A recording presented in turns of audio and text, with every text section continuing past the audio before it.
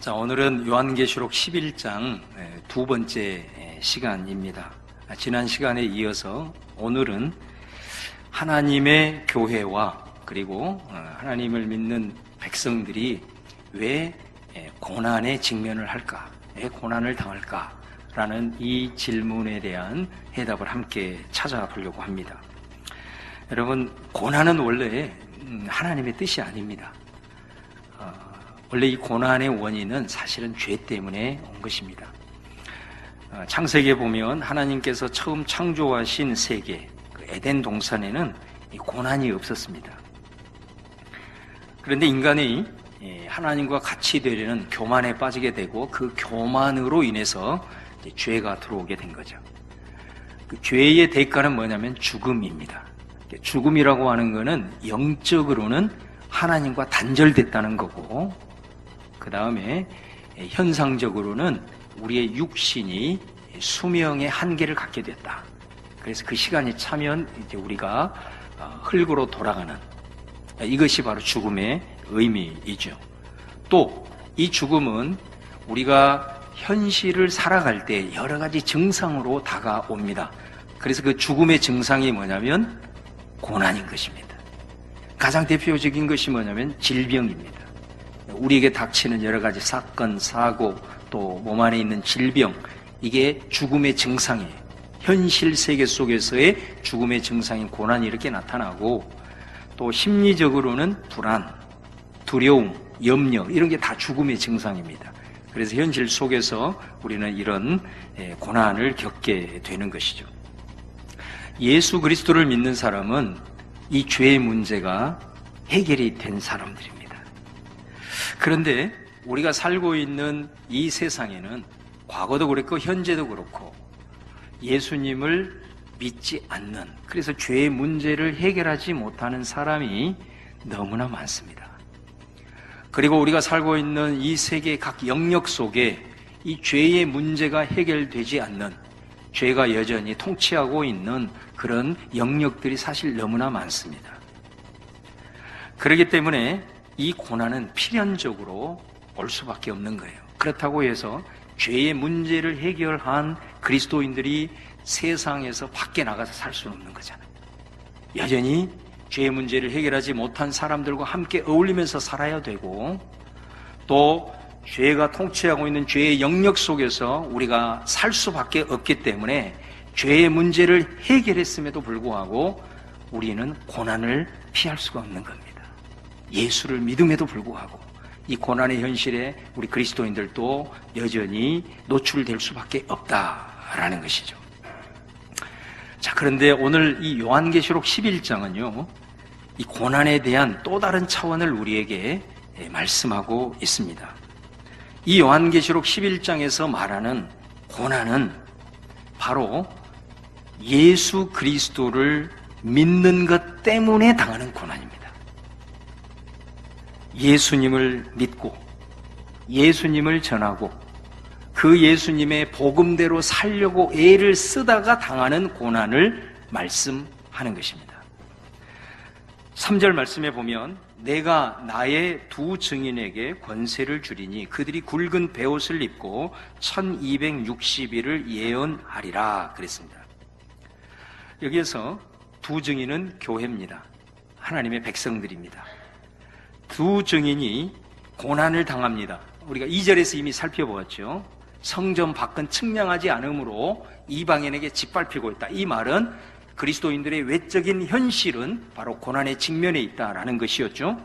그러면 왜 성도들이 고난을 당하느냐? 그 이유를 3절에서 말하고 있는 겁니다.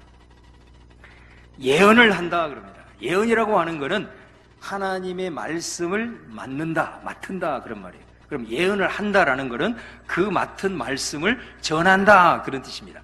하나님의 말씀을 전하는 거예요. 그런데 어떻게 전하냐면 굵은 베옷을 입었다. 여러분, 이 베옷이 상징하는 것은 구약에 보면 하나님 앞에 회개할 때 베옷을 입고 회개했습니다. 굵은 베옷을 입었다는 것은 하나님 앞에 처절하게 슬퍼하면서 통에 자복하고 있는 것을 말씀하는 거예요. 그러니까 굵은 베옷을 입고 예언을 한다라는 것은 교회가 하나님의 성도들이 세상을 향하여 일종의 예언자적인 사명을 감당하고 있다는 겁니다. 너희들이 지금 잘못된 길을 걸어가고 있다. 하나님의 말씀에서 벗어난 지금 길을 걸어가고 있다.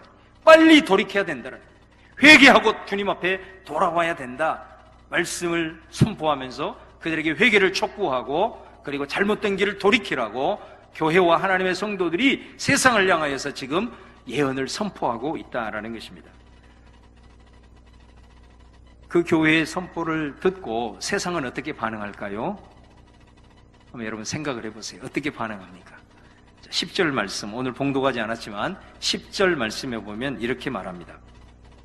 이 두 선지자가 땅에 사는 자들을 괴롭게 한 고로. 여기서 두 선지자도 바로 두 증인입니다. 왜 선지자로 표현했냐? 바로 예언을 선포하기 때문에, 말씀을 선포하기 때문에 그렇게 표현을 한 것입니다. 그런데 이 하나님의 교회, 또 하나님의 백성들이 죄 복음을 전하고 회개를 촉구했을 때 세상 사람들, 땅에 사는 사람들은 그것이 듣기 싫은 거예요. 얼마나 듣기 싫었냐면 그들이 괴로울 정도로 듣기 싫었대요. 그 말씀이 이 말이에요. 여러분, 우리가 구약에도 보면 왕이 통치를 잘못하고 있을 때 이 예언자들이, 하나님의 말씀을 맡은 자들이 왕에게 나아가죠. 그래서 당당하게 선포합니다. 왕이시여, 하나님의 말씀을 지키십시오. 하나님의 말씀 안에 거하십시오. 그리고 지금 이 잘못된 길로부터 돌이키십시오. 이렇게 선포합니다. 그리고 때로는 강력하게 경고까지 하지요. 자, 그랬을 때 다윗처럼 나단 선지자의 말을 듣고 그 자리에서 무릎을 꿇고 밤새도록 눈물을 흘리면서 통회하는 이런 왕들도 있었고, 대부분의 왕은 그 소리가 듣기 싫은 거예요. 그래서 예언을 선포한 선지자들을 옥에 가두고 핍박하고 심지어 죽이기까지 했던 것을 구약에서 볼 수 있어요. 왜 교회가 고난을 당하느냐? 이 고난의 성격은 세상으로부터 당하는 고난입니다. 예수님을 믿는 사람들이 하나님의 말씀을 세상을 향하여 증거하다가 당하는 고난입니다. 누구로부터요? 세상으로부터. 그 고난을 말하는 겁니다. 하나님의 말씀을 전하면서 회개를 촉구하고, 그리고 우리 스스로가 하나님의 말씀대로 살면서 이 말씀대로 함께 살자고 외치고 있기 때문에 세상 사람들은 그것이 너무 듣기 싫은 거예요. 그리고 그것이 그들을 괴롭게 할 정도가 되는 거예요. 그래서 그들이 어떻게 반응하냐면 이제 교회를 도리어 조롱하고 성도들, 복음을 전하는 그들을 핍박하고, 그리고 그들에게 고난으로 압제하는 이런 의미가 오늘 말씀의 의미입니다. 여러분, 또 세상에는 나름대로 통용되고 있는 여러 가지 가치들이 있습니다. 근데 그 가치들이 성경과 일맥상통한 가치들이 있고, 성경과는 전혀 다른 비복음적인 가치들도 여전히 존재하죠. 예를 들어서 그것을 가지고 통치자들이 제도와 법을 만들어서 나라를 통치하려고 할 때, 그것이 성경적이지 못할 때 그리스도인들은 어떻게 합니까? 저항을 하게 되죠. 저항을 합니다. 그럴 때 세속의 통치자들은 그리스도인들이 밉습니다.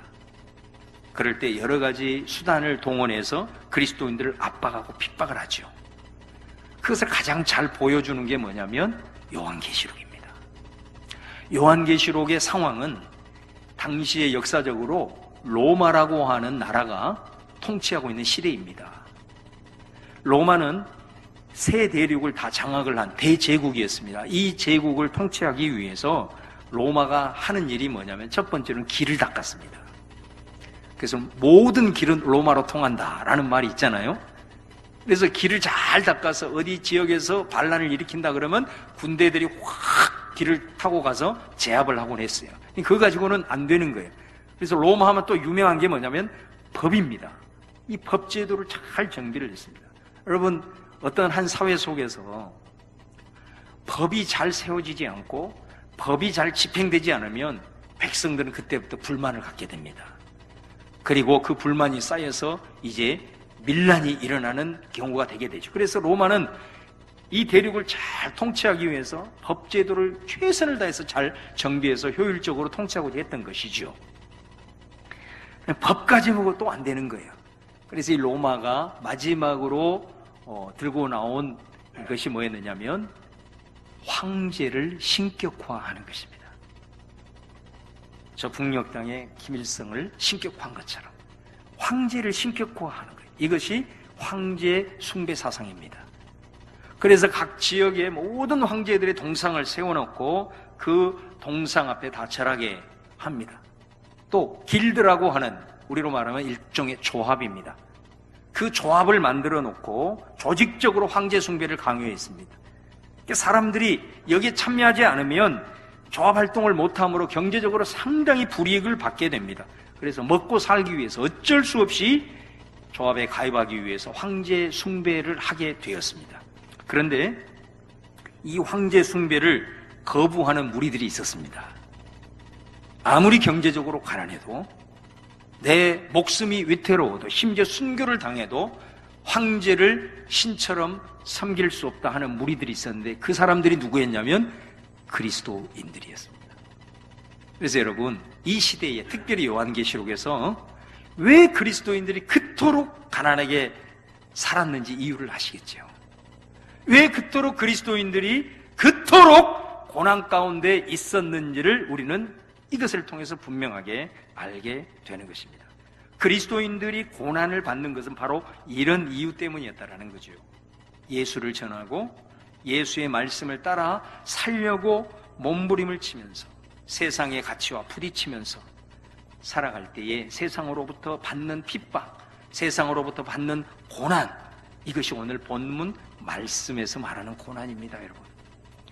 여러분 당시에 얼마나 힘들었겠어요. 지금도 마찬가지입니다. 우리가 예수님의 복음을 전하고 그 복음을 아직도 죄악이 통치하고 있는 성경의 가치와 다른 세상의 한복판에서 살아가려고 할 때 많이 힘들잖아요. 여러분들이 그 최전방에서 살아보시니까 알지 않습니까? 그걸 느끼지 않습니까? 많이 힘듭니다. 그러나 우리가 이런 고난 앞에 직면하지만 그것을 또 다른 측면에서 보면, 그래, 내가 확실히 예수를 믿고 있구나. 그렇죠? 내가 확실히 예수님의 사람이구나. 그 고난이 그것을 증명해 주는 거예요. 내가 하나님의 충성된 증인이구나. 이것이 바로 그 고난이 그것을 증명해 주고 있다, 이 말이죠. 저는 이 말씀을 준비하면서 지금의 한국교회의 현실을 한번 돌아봅니다. 교회가 많이 어렵다고 합니다. 어렵다는 것은 많은 그리스도인들이 교회를 떠나가고 있기 때문에 그렇습니다. 청소년의 경우는 3%도 안 된다고 그래요. 미전도 종족 수준이라고 합니다. 밖에서 예수님을 믿으라고 전도지 전해주는 거 쉽지 않습니다. 예전에는 대학교 안에 선교단체들이 많았는데 지금은 선교단체들이 거의 전멸하고 있습니다. 제가 얘기를 들어보니까 직장의 신우회 활동도 예전만치 못한다고 합니다. 예전에는 예수님을 드러내지 않는 그런 숨은 그리스도인들이 많았는데 요즘은 샤이 그리스도인, 샤이라는 게 영어로 부끄러운 그리스도인들이 많다고 해요. 그 말은 뭔 말이냐면 내 자신이 그리스도인이라는 것이 부끄럽다는 거예요.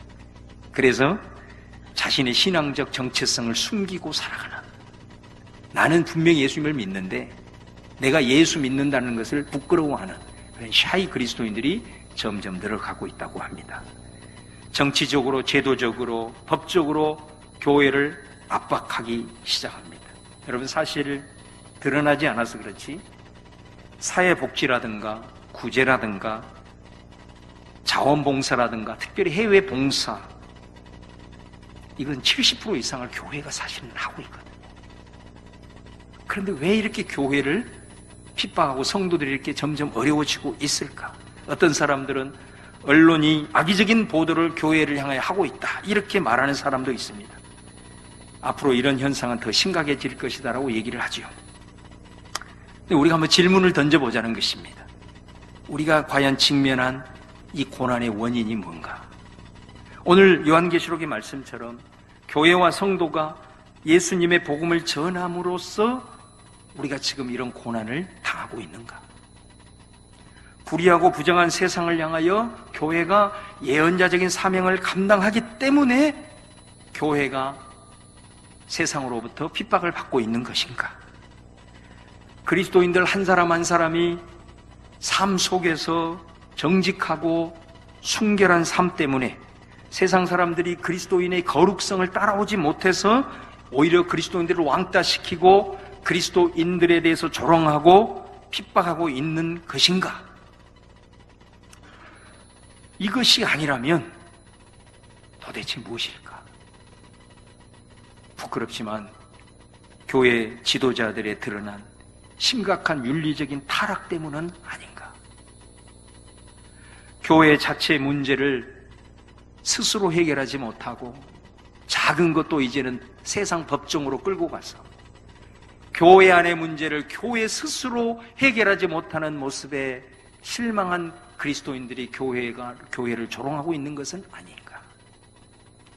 투명하지 못한 재정의 운용과 성도들이 아주 초보적인 기복신앙과 같은 결국은 물질에 굴복해버린 교회에 대한 실망 때문에 이런 교회가 오히려 세상으로부터 외면을 당하고 고통을 당하고 있는 것은 아닐까?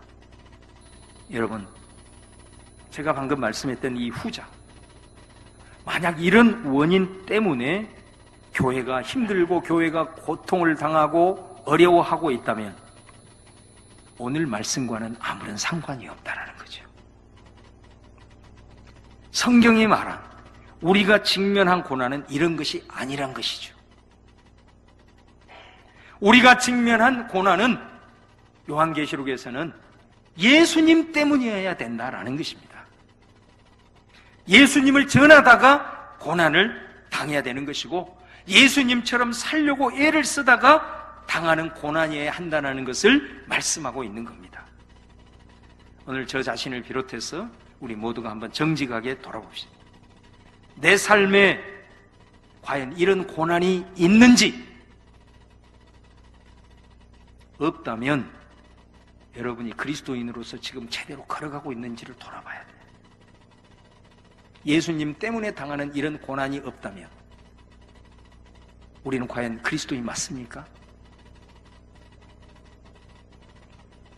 우리 가정에 직면한 고난을 돌아보고 우리 교회 가운데 직면한 고난이 있는지 돌아보고 한국교회에 처해 있는 이 고난의 현실을 바라보면서 그 원인이 무엇인지를 성찰하면서 누구를 탓하기 전에 내 자신부터 우리가 할 수 있는 것을 찾아서 하나님 앞에 다시 돌이키는 그런 은혜가 오늘 말씀을 통해서 함께 고민하고 나아가는 저와 여러분 될 수 있기를 주님의 이름으로 축원합니다.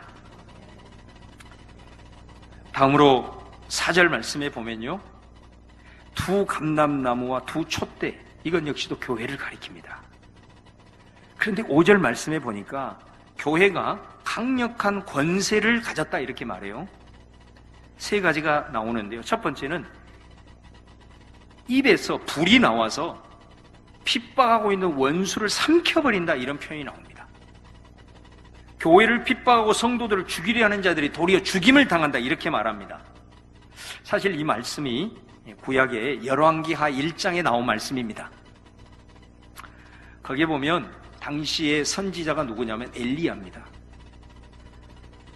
당시에 통치하고 있는 왕이 아하시아인데, 이 아하시아가 아들이 병들었을 때 하나님께 기도하고 하나님께 올려드려야 되는데 하나님을 제외하고 이방신인 바알세붑에게 사신을 보냅니다. 우리 자녀를 위해서 좀 치유해달라고, 기도해달라고. 이 소식을 들은 엘리야가 어떻게 하나님을 믿는 왕이 이런 일을 행할 수 있느냐? 하나님에게 몸부림을 쳐야지 이방 신에게 이걸 맡길 수 있느냐? 하면서 예언합니다. 경고하면서 당신이 보낸 사자가 돌아오기 전에 당신 아들은 죽을 것이다. 실제로 죽었습니다. 그러니까 이 아시아가 얼마나 분노를 하면서 내가 이 엘리야를 반드시 죽이겠다 해가지고 군대 50명을 동원을 해요. 동원을 해서 보냅니다. 그럴 때 엘리야가 기도할 때 하늘에 불이 나와서 그 50명을 불로 다 살라버립니다. 자, 그 내용을 오늘 이 말씀에서 인용을 하고 있는 거예요. 그러니까 이 말은 어떤 왕의 권세도 엘리야 선지자의 권세 앞에서 압도당한다, 그걸 보여주고 있는 거예요. 또 6절에 보면 두 번째로 교회가 권능을 가지고 하늘을 닫아 그 예언하는 날 동안에 비가 오지 못하게 한다. 교회가 기도하면서 자연의 질서를 열었다 닫았다 하면서 세상을 압도한다는 거예요. 이 말씀은 구약의 열왕기상 17장 18장을 인용하는 겁니다. 거기에도 엘리야가 나오죠. 당시에 우상 숭배가 극심했던 이 아합이라는 왕이 통치할 때에 하나님이 엘리야를 통해서 선포하는 겁니다. 내가 만약에 기도하지 아니하면 이 땅에는 3년 동안 비가 한 방울 오지 않을 것이다. 실제로 그렇게 됐습니다. 아무리 권세를 가지고 나아가는 세상이라 할지라도 하나님이 하나님의 선지자를 통해서 압도하고 있는 모습을 보여주고 있는 거예요. 6절 하반절에 세 번째 보면 교회가 권능을 가지고 물을 피로 변하게 하고 아무 때든지 원하는 대로 여러 가지 재앙으로 땅을 칠 것이다, 이렇게 말합니다. 자, 이 말씀은 구약의 출애굽기 7장 이하를 보여줍니다. 여러분, 출애굽기 7장 이하는 뭐예요? 10가지 재앙의 내용이에요. 당시에 세상을 호령했던 사람이 애굽의 바로 왕이잖아요. 근데 그 바로 왕 앞에서 하나님이 보낸 아주 초라한 목동인 모세가 10가지 재앙을 통해서 애굽을 초토화시켜버리는 것이 10가지 재앙이잖아요. 자, 그 내용을 인용하고 있는 겁니다.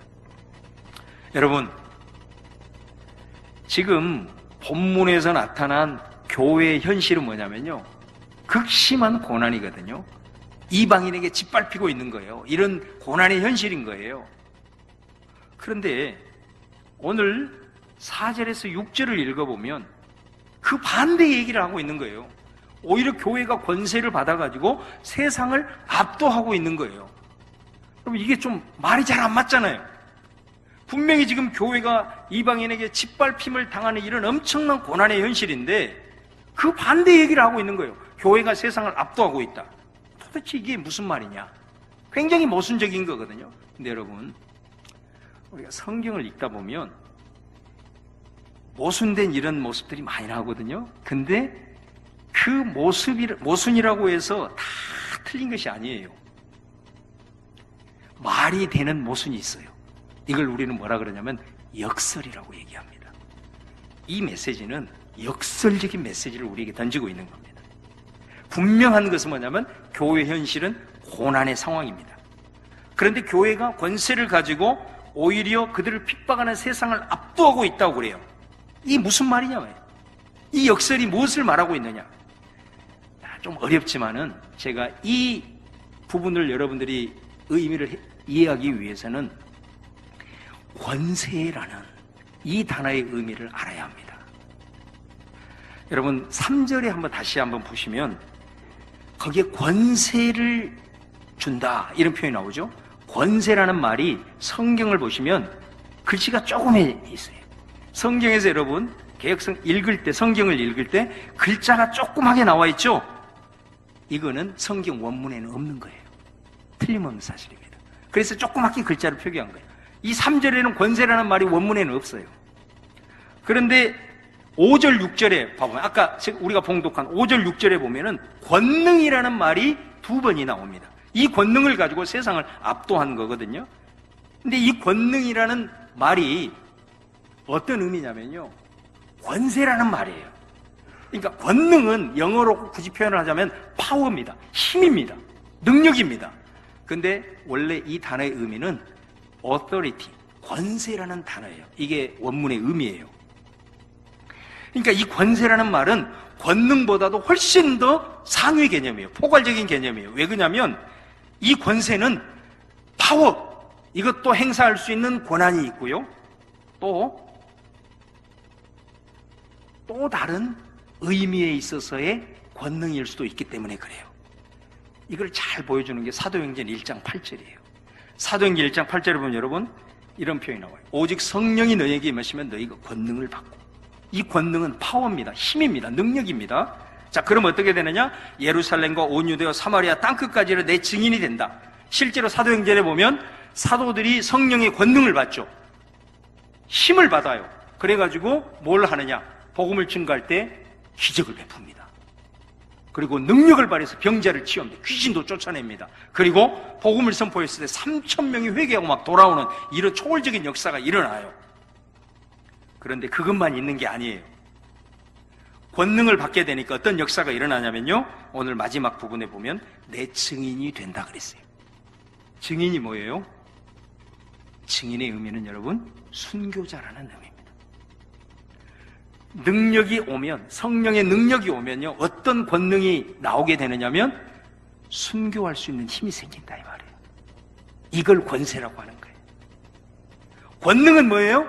기적이에요. 능력이에요. 힘이에요. 여기서 말하는 권세는 순교당할 수 있는 능력이에요. 이게 권세예요. 복음을 위해서 기적을 베풀 수 있는 파워도 있고, 복음을 위해서 핍박을 당할 때에 인내할 수 있는 힘, 복음을 위해서 내 목숨을 바칠 수 있는 순교의 권한, 이게 권세라는 의미입니다.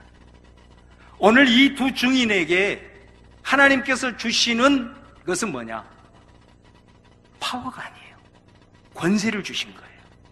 그러니까 교회의 현실은 지금 고난인 거예요. 세상에게 짓밟힘을 당하고 있어요. 복음 때문에, 예수 때문에. 그런데 세상을 압도하는 권세가 있대요. 무슨 말일까요? 짓밟힘을 당하다가 그것을 확실히 일순간에 역전을 해서 세상을 압도하는 힘일까요? 아니에요. 그런 말이 아니에요. 이 말은 한순간 기적을 베풀어 가지고 세상을 압도하는 그런 승리의 능력을 말하는 걸까요? 아니에요. 물론 이런 것도 있어요. 그래서 많은 사람들은 그것을 간증하죠. 근데 오늘 말씀은 그런 파워를 말하는 게 아니란 말입니다. 그럼 뭘까요? 어떻게 해서 고난당하는 현실 속에서 세상을 교회가 압도할까요? 그거는요, 복음을 전하다가 복음대로 살다가 세상에게 짓밟힘을 당합니다. 고난에 직면합니다. 그런데 그 고난 속에서도 무너지지 않습니다. 고난 속에서도 복음의 길을 포기하지 않습니다. 고난 속에서도 순교를 당할지언정 타협하지 않습니다. 이것을 말하는 겁니다. 이것이 오늘 말씀에 말하는 권세의 의미다 이 말입니다. 여러분 기억하세요. 기적을 행사하는 힘보다 사실은 더 큰 힘이 뭘까요? 순교당할 수 있는 힘입니다. 그거 말하고 있는 겁니다. 힘으로 압도하여 승리하는 것보다 더 위대한 것은 억울함 속에서도 하나님 바라보며 인내하는 것입니다. 이것이 더 위대한 힘인 거예요. 그거 말하고 있는 거예요. 그래서 여러분, 사도 바울이 고린도후서 12장 12절에 나는 사도야, 사도된 표가 있어, 그러면서 첫 번째로 제시한 게 뭐냐? 모든 참음입니다. 인내를 사도의 제1번의 표로 얘기합니다. 두 번째가 뭘까요? 표적입니다. 세 번째가 뭐냐? 기사입니다. 네 번째가 뭐냐? 능력입니다. 두 번째, 세 번째, 네 번째는 다 기적입니다. 사도 바울이 얼마나 많은 기적을 일으켰어요? 얼마나 많은 능력을 행했어요? 근데 이것은 첫 번째가 되지 못합니다. 내가 사도된 1번의 표, 그것은 모든 상황에서 꼬꾸라지지 않고 당당히 서서 주의 복음을 증거하고 억울해도 인내하고 참고 나아갔던 그것이 내가 주님의 사도된 제1번의 표라고 얘기하고 있는 것입니다. 오늘 말씀의 권세는 그거를 말하고 있는 것입니다. 우리가 잘 아는 고린도 이 요한계시록의 7교회 중에 서머나 교회가 나오잖아요. 서머나 교회의 감독이 누구냐면 폴리캅이라는 교부입니다. 로마가 이 서머나 지역의 기독교인들을 박멸하기 위해서 고민을 하다가 이 사람들을 잡아들 필요가 없대. 이 서머나 교회 교부 이 한 사람만 배교시키면 다 끝난다 이렇게 생각을 하고 폴리카프 교부를 붙잡습니다. 그래서 온갖 회유를 합니다. 너 여기서 그리스도를 부인하지 아니하면 맹수에게 던지겠다, 화형을 시키겠다, 이렇게 핍박을 하게 되죠. 그때 유명한 말을 폴리카프 교부가 하게 되죠. 내가 86년 동안 주님을 섬겨왔지만 그분은 내게 절대로 해를 입힌 일이 한 번도 없는데 어떻게 내가 내 왕이요 구주이신 그분을 욕되게 할 수 있느냐, 이렇게 그 로마 관리에게 큰 소리를 쳤습니다. 또 뭐라고 말을 했느냐, 당신은 1시간 동안 타다가 잠시 후면 꺼져버리는 불로 지금 나를 위협하고 있지만 경건치 못한 자들을 위하여 예비된 심판과 영원한 불에 대해서는 당신은 모르고 있다. 어째서 지체하냐, 나를 빨리 당신이 원하는 대로 저 불 속에 던져라, 이렇게 크게 외칩니다. 마지막으로 순교당하면서 전능하신 하나님, 주께서 오늘 저를 합당한 자로 여겨주시고 수많은 순교자의 반열에 들어가게 해주시고 생명의 부활을 기다리게 해주셔서 감사합니다, 이렇게 하고 불로 태워져서 화형을 당했습니다. 여러분, 이게 권세입니다.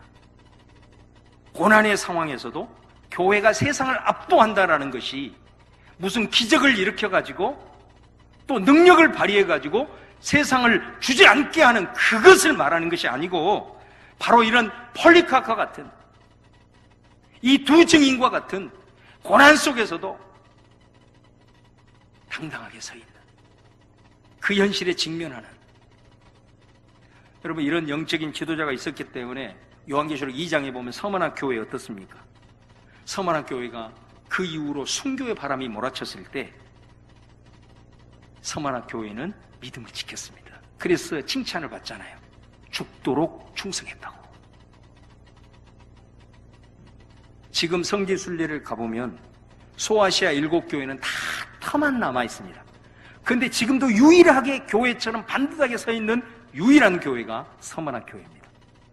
그리고 이 서머나 교회는 지금도 그곳에서 예배를 드리고 있습니다. 폴리카프 기념교회라는 이름으로. 여러분, 우리에게 이 권세가 주어진 줄로 믿습니다. 믿으셔야 합니다. 믿어야 능력이 나타납니다. 역사가 나타납니다. 여러분, 어떤 사람은 예수님 때문에 고난의 현실 속에서 역전의 역사를 경험하는 사람들이 있습니다. 하나님께서 승리의 역사를 주면서 능력을 경험합니다. 그래서 많은 사람들에게 위대한 간증을 합니다. 이거는 권능입니다. 저는 여러분에게도 이런 은혜가 있기를 주님의 이름으로 축원합니다. 그런데 어떤 사람은 고난의 현실에 직면해 있는데 기적이 없습니다. 역전의 경험도 없습니다. 간증을 할 만한 체험도 없습니다. 승리를 노래할 제목도 없습니다. 그런데요, 여전히 예수 붙들고 있습니다. 예수 때문에 직면한 그 고난의 현실 앞에 주저하지 않고 당당하게 버티고 있습니다. 예수 때문에 당하는 억울함 속에서 꿋꿋이 인내하고 있습니다. 예수님 때문에 손해보면서도 그 희생을 묵묵히 감내합니다. 이것이 권세입니다. 지금까지 저와 여러분은 뭐를 더 사모했습니까? 무엇이 더 위대하다고 생각했습니까? 오늘 말씀을 받으면서 무엇을 앞으로 선택하면서 사시겠습니까? 여러분, 저는 우리들의 삶 속에서 이런 권능의 역사가 일어나기를 바라고, 비록 권능은 없다 할지라도 진짜 이 권능보다도 더 위대한 권세가 끊임없이 우리 성도들의 삶에서 발휘될 수 있기를 주님의 이름으로 축원합니다. 여러분, 우리는 종말의 시대를 살아가고 있습니다. 종말의 시대에서 진짜 필요한 것이 뭘까요? 기독교인들에게 정말로 필요한 것이 뭘까요? 그 권능일까요? 아니면 권세일까요? 이거는 11장 다음 주일 설교 때 그 해답을 확실하게 보여드리겠습니다. 이 종말의 시대에 권능도 중요합니다. 주님의 살아계심을 나타내야 되기 때문에 권세도 중요합니다. 그러나 요한계시록은 분명하게 얘기합니다. 이 종말의 시대에 권능이 더 중요하냐, 권세가 더 중요하냐, 확실하게 답을 제시하고 있습니다.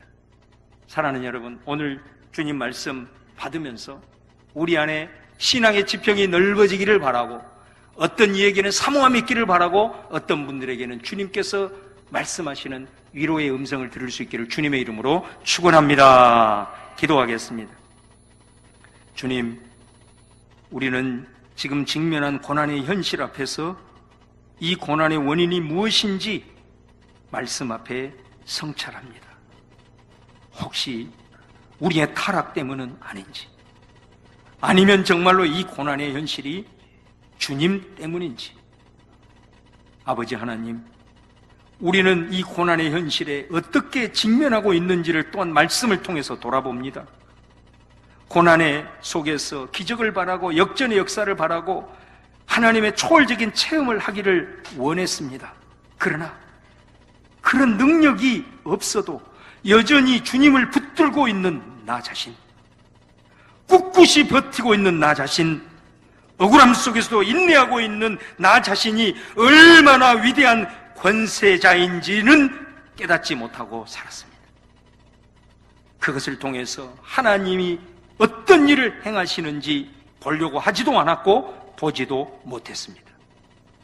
오늘 말씀을 통해서 믿음의 눈을 열게 하여 주옵소서. 영적인 눈을 열게 하여 주시어서 이 놀랍고 위대한 권세를 하나님이 나를 통해서 사용하고 있음에 감사하는 우리 모두가 되게 하여 주옵소서. 예수님의 이름으로 기도합니다. 아멘.